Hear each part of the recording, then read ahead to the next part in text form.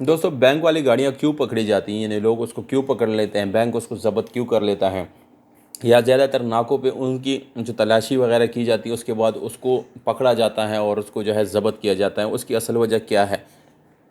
Even bank के जो 2011 12 13 14 model, even ये वाले मॉडल भी जो है वो पकड़ लेते हैं। उसकी वजह क्या है दोस्तों, उसकी जो असल वजह है वो आप लोग मैं बताने वाला हूँ कि ऐसा क्या वजह है कि वो 2012 13 11 मॉडल की गाड़ियां भी वो पकड़ लेते हैं। उस और वो क्यों पकड़ते हैं वो रीज़न भी बताऊंगा, और आपको ये भी बताऊंगा कि आपने कैसे इनसे बचना है और कैसे ये पहचान करनी है कि ये गाड़ी जो है पकड़ी जा सकती है।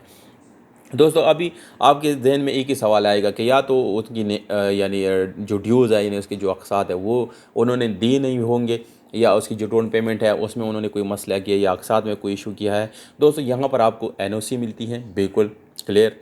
फ़ाइल आपको मिल जाता है, अगर इस्लामाबाद की गाड़ी है तो फ़ाइल नहीं मिलेगी, उसके पर इशू ही नहीं है।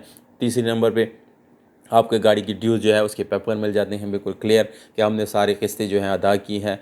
और लास्ट पे जो आपके रजिस्ट्रेशन बुक है, यानी जो स्मार्ट कार्ड है, उसके ऊपर भी बिल्कुल आपको सारा कुछ क्लियर मिलता है कि हाँ ये गाड़ी इस आदमी के नाम पे है, इसके सारे किस्तें अदा की गई हैं और बिल्कुल क्लियर गाड़ी है। उसके बाद भी पुलिस उसको पकड़ लेती है, बैंक उसको ज़ब्त कर देता है। तो ऐसा कौन सा वो बात है दोस्तों, वो कौन सी ऐसी इशू है जिसकी वजह से ये पकड़ी जाती है। तो दोस्तों मैं हूँ अरहम खान और आप देख रहे हैं अरहम खान ऑफिशियल। वीडियो को लास्ट तक देखिएगा, क्योंकि ये वीडियो अगर आपने स्किप कर दी तो बहुत बड़े नुकसान का जो है आपको सामना करना पड़ सकता है। दोस्तों चैनल को भी आपने सब्सक्राइब करना है, पर वीडियो के नीचे एक कमेंट आपने ज़रूर करना है कि इस वीडियो में आपको क्या सबक मिला, या आपने ये इन्फॉर्मेशन पहले कभी सुनी या नहीं। दोस्तों अब यहाँ पर होता क्या है दोस्तों, गाड़ी की file, registration book, smart card और सारी चीज़ें अवेलेबल है गाड़ी के पास, फिर भी बैंक ने उसको ज़ब्त कर लिया। उसकी वजह क्या है दोस्तों उसका एनओसी जो है वो जाली निकलती हैं दोस्तों, जाली एनओसी बनाते हैं। क्या होता है दोस्तों कि जब सपोज़ मैंने कोई गाड़ी ख़रीद ली, उसकी ड्यूज़ जो है मैं अदा नहीं कर रहा, तो मैं क्या करता हूँ, उसका ट्रैकर रिमूव कर लेता हूँ। उसका जो ट्रैकर है वो ख़त्म करके, इसके बाद बैंक को नहीं पता होता कि गाड़ी कहाँ चल रही, किस जगह पे उसकी लोकेशन क्या है। तो तब ऐसे लोग क्या करते हैं, वो गाड़ी ले जा कर के उसके डुप्लीकेट, सॉरी मैं बोल रहा हूँ, यानी उसके 2 नंबर डॉक्यूमेंट्स बनवा करके उसको मार्केट में नए गाड़ियों के हिसाब से सेल करते हैं, और साथ में एनओसी लगा करके आपको ये बताते रहते हैं कि हमने इसकी एनओसी जो है वो बैंक से दी है।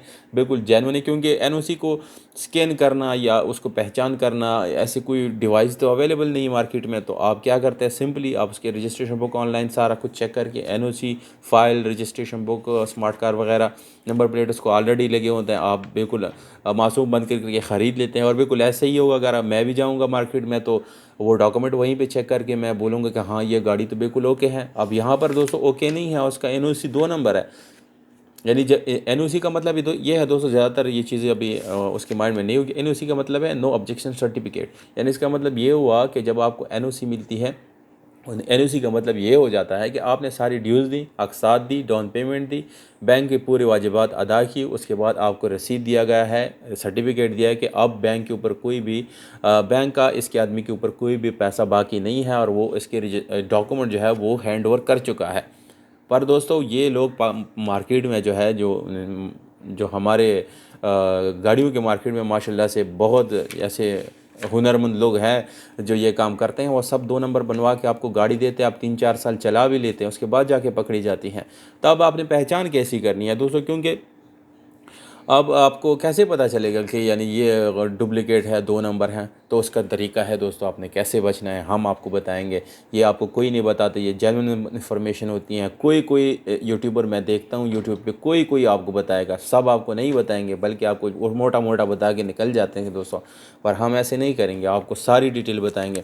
दोस्तों एनओसी का आपने कैसे करना है, उसके डॉक्यूमेंट्स आपने कैसे वेरीफाई करना है। इवन आप 2012 मॉडल की गाड़ी ले रहे हैं और आपको ये पता है कि ये पहले बैंक लीज गाड़ी थी, तो आपने सबसे पहले क्या करना है, सपोज़ मैंने कोई गाड़ी दी, कोई दूसरे आदमी ने एक गाड़ी दी और वो बैंक मीज़ान से उन्होंने ख़रीदी है वो गाड़ी, और जब मैं या आप उसको लेने जाते हैं तो आपने क्या करना है, वो जा कर के ख़रीदारी के टाइम आपने कौन सा काम करना है।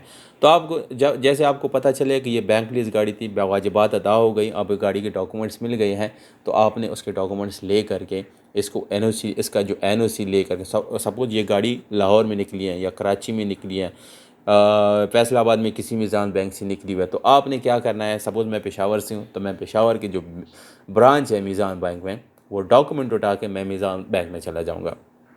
अब वहाँ पर मैंने क्या करना है कि उनको ये बोलना है कि एनओसी क्या मीज़ान बैंक ने जारी कर दी है, इसकी जो डॉक्यूमेंट्स है ये यानी मीज़ान बैंक से ये यानी क्लियर है, एनओसी क्लियर है, इसके वाजिबात अदा है। तो दोस्तों ये सारा सिस्टम ऑनलाइन होता है, कहीं भी आप इसको किसी भी ब्रांच से इसको चेक कर सकते हैं। तो आप इजीली ये चीज़ वहाँ से चेक कर सकते हो और वो आपको ऑन द स्पॉट बता देंगे कि ये जो एनओसी है ये क्लियर है, ये ओरिजिनल एनओसी है या नहीं।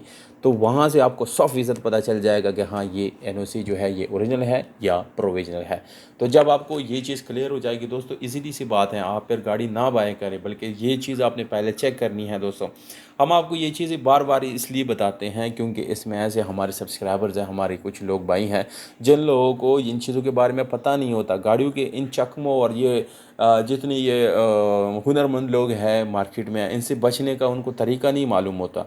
तो हम इसलिए आप लोगों को बताते रहते हैं। दोस्तों अब जाली हुई तो बड़ा इशू है दोस्तों, बहुत बड़ी प्रॉब्लम है। आपकी गाड़ी जो है वो ज़ब्त की जाती है, क्योंकि अगर आपने 4 आदमी पहले सेल भी कर चुके हैं उसके बाद भी गाड़ी पकड़ी जाती है। यानी ये नहीं कि जिस आदमी आप यानी कहेंगे कि मैंने तो प्लाने से ली, ऐसी तो कोई बात आप कर नहीं सकते, बल्कि गाड़ी आपकी ज़ब्त होगी, उसके बाद आप उसके पास जाएंगे, वो उसके पास जाएगा, वो आप पीछे जाएगा, ऐसे करते करते आपके 10-15 लाख रुपए जो है वो फंस जाएंगे। तो दोस्तों ये चीज़ें कभी नहीं करनी आपने। फिर दोस्तों इसमें से जो उन्होंने जो मेन चीज़ करना होता है, ना जो मेन फ्रॉड करना होता है वो ये है कि ट्रैकर रिमूव कर देते हैं, क्योंकि बैंक उसको ट्रेस कर सकते हैं किसी भी टाइम ऑनलाइन, उसके अंदर सिस्टम लगा होता है।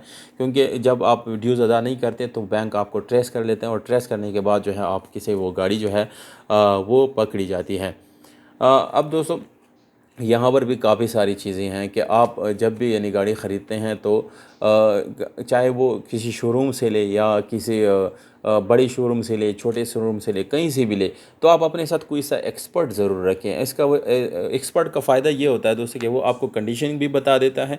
दूसरे उनको ये पहचान होती है, यानी उन लोगों को ये गुर आता है कि वो गाड़ी के डॉक्यूमेंट्स को देख के पहचान लेते हैं कि ये ओरिजिनल है या नहीं।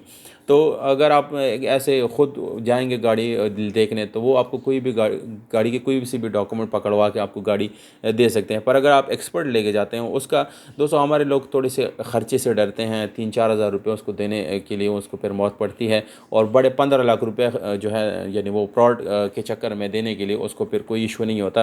तो मैं बोलूँगा आपको, मैं ज़रूर आपको ये मशवरा दूंगा कि आप 3-4 हज़ार रुपये लगाएं, एक एक्सपर्ट जो है अपने साथ ज़रूर रखें जब भी आप गाड़ी लेने जाते हैं, ताकि वो डॉक्यूमेंट भी चेक करे और ऐसा एक्सपर्ट भी ना लेकर जाए जो बाद में जाके शोरूम वालों के साथ मिल जाए।